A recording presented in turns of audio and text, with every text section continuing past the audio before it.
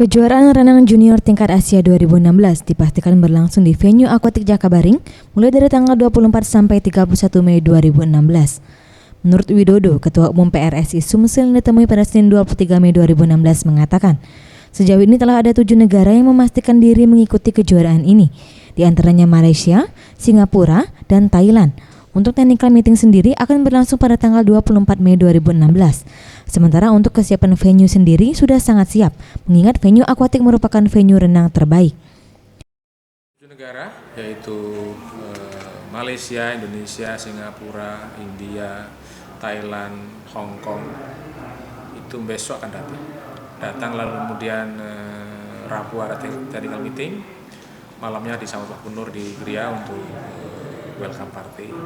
Lalu tanggal 26 akan lomba sampai tanggal 30. Ia menambahkan kejuaraan ini akan memperlombakan 4 kelas, yaitu gaya bebas, dada, kupu-kupu, dan estafet. Diharapkan melalui kejuaraan ini, PRSI dapat memberikan slot kepada atlet lokal Sumsel untuk berlaga dan memberikan pengalaman sebagai ajang evaluasi sebelum berlaga di Asian Games 2018. Farid Satria, Sriwijaya TV.